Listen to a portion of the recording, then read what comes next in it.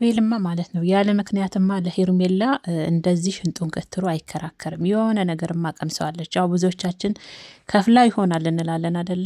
ግን ከፍላው ብቻ አይመስለኝም። የሆነማ ያቀመሰችው ነገር አለ። ሽንጡን ገትሮ እኮ ነው ለሄርሜላ የሚከራከረው። ዛሬ ኤፍሬምና እንግዲህ አቤል ተገናኝተው ነበረ።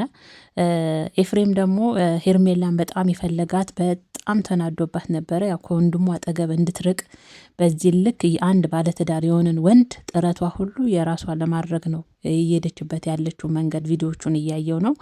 ሲቀጥል ደግሞ እንዴት ለራሷ ክብር የላትም? አንድ ባለትዳር የሆነን ወንድ ለራስ ለማድረግ በዚህ ልክ ከመላላጥ ለምን የራሷ የሆነውን ቢጤዋን ሰው አትፈልግም ወይ? ለክብሯም ያ ነው የሚመጠናት። በጣም ነው ሄርሜላን የምጠላት በማለት ኤፍሬም እንግዲህ ዛሬ አቤልን አግኝቶት ነበረ። አቤል ግን ሽንጡን ገትሮ ለሄርሜላ ይከራከር ነበር። አይገልጸውም። ቤተሰቦች እግዚአብሔር ነው ምላችሁ። እኔ ለዛ ነው ያው አንዳንዶቻችን እኔን ጨምሮ የሆነ ነገርማ ከፍለዋለች እየከፈለችው ይሆናል እንላለን አይደል? እየከፈለችው ብቻ አይመስለኝም። የሆነ ነገርማ አቅምሰዋለች አቤልን። እንዲህ በዚህ ልክ ሽንጡን ገትሮ እኮ ነው እናንተ የሚከራከረው። አንገቱን ባቀረቀረ ሰዓት አብርሽ አንገቱን በደፋ ሰዓት ብቻውን በነበረ ሰዓት እሷ ናት ቀና አደረገችው። እሷ ነበረች በከፋው ሰዓት እሷ ነበረች ካጠገቡ የነበረችው። ፈላጊ ባጣ ሰዓት እሷ ነበረች ካጠገቡ የነበረችው። ሄርሜላ እናንተ እንደምትሏት አይነት ሴት አይደለችም። ሄርሜላን ብትቀርባት ኤፍሬ በጣም ነው የምትወዳት። እስቲ ቅረባትና ተዋወቃት፣ መጀመሪያ ተዋወቃት፣ ቅረባትና መጀመሪያ እንዲሆነ ሄርሜላን አላገናኝም ሄርሜላን አገናኘን ቢለው ማለት ነው። ሽንጡን ገትሮ ለሄርሜላ ይከራከረዋል። አይገልጸውም። ኤፊ ሄርሜላን በጣም ነው መጣላት ነው ያለው። ትክክል ነው ኤፍሬምዬ። እኛ ራሱ ሄርሜላን ስራዋን በጣም ነው የጠላ ነው። በጣም ክብሯን ያወረደች ሴት ናት። በትክክል እንዳልከው። ሲቀጥል ደግሞ ኤፍዬ አሁን እሷን ብታስጠነቅቃት እንኳን ወንድም እንኳን ፍቃደኛ አይሆንም። አብርሽ ራሱ ፍቃደኛ ሆነ። ምክንያቱም አሁን እኛ እንደምንለው ጓደኞቹ ምናምን እንላለን አይደል? ኤፍሬም ወንድምህ ራሱ ፈልጎት ነው ነገርየውን እያደረገ ያለው። እንዳልከውም ይሄ ዝሙት ነው። ከዝሙት ማይተናነስ ነገር ነው። አንድ ባለትዳር የሆነ ወንድ ከሴት ጋር ኩሪፍቱ ድረስ ሄዶ እንደዛ መላላጥ ማለት ይሄ ከዝሙት አይተናነስም። ግን ደግሞ ወንድም ፈቅዶት ነው የሚያደርገው፣ ጓደኞቹ ብቻ ሳይሆኑ ማለት ነው። ስለዛ አሁን ሄርሜላን ብቻዋን አግኝቶ ማውራትና ከወንድም ያጠገብ ራቂ ብሎ ማስጠንቀቅና ከሷ ጋር ያልሆነ ነገር ውስጥ አተካሮስ መግባት ራሱ እንደኔ ልክ አይደለም ቤተሰቦች። ምክንያቱም መጀመሪያ ውሳኔው ከአብርሽ ይጀምራል ብዬ ነው ማስበው።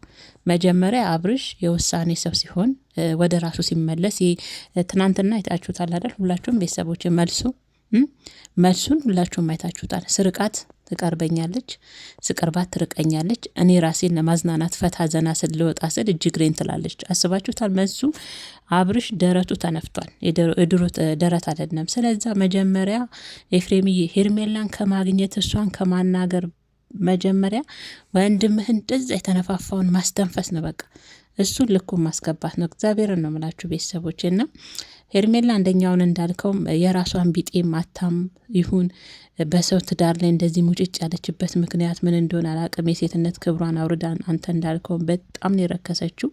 እኔ እንደ ሄርሜላ አይነት እዚህ ሚዲያ ላይ ርካሽ ሴት አላየውም። የእውነቴን ነው ምላችሁና ሚስቱንም እኮ ያስደፈረው ከበፊትም ጀምሮ አብርሽ ነው፣ ባለቤቱ ነው። ስለዚህ አሁንም ቢሆን ጋሽዬም ኤፍሬምን ብትሆኑ መጀመሪያ እስቲ አብርሽን አስተንፍሱት። አሁን አንተ ሄርሜላ ጋር ሄደ የሆነ ግብ ትፈጥር፣ እንዴት እሷ ጋር ሄደ እንዲት ታደርጋለህ? አሁን ባለፈ በእኔ ህይወት ማናችሁ ማገባችሁም ፈልጌና ፈቅጄ ነው ይሄ ነገር ማደርገው ብሎ አብርሽ ባንደበቱ ተናግሯል። ስለዛ ልጁ ራሱ መስሚያው ጥጥ ነው አይደለም? ሄርሜላ ማለት ነው። ሲቀጥል ደግሞ እኔ የአቤል እንደዚህ መቀያየር ለሄርሜላ እንደዚህ ሽንጡን ገትሮ የሚከራከርበት መንገድ የእውነት በጣም ነው የገረመኝ። ምክንያቱ ደግሞ ከሄርሜላ እኮ ትናንትና ነው ያመጣት። ምናልባት ከዚህ በፊት ትውውቅም ሊኖረው።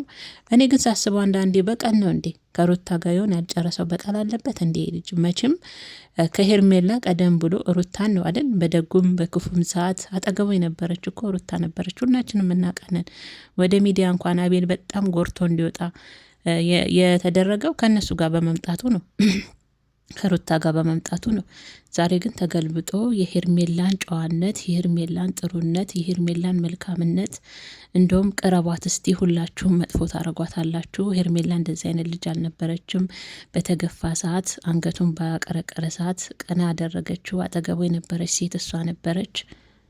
የሆነ እኮ ለመለመን አብርሽ መንገድ ላይ ወጥቶ ከመንገድ ላይ ከልመ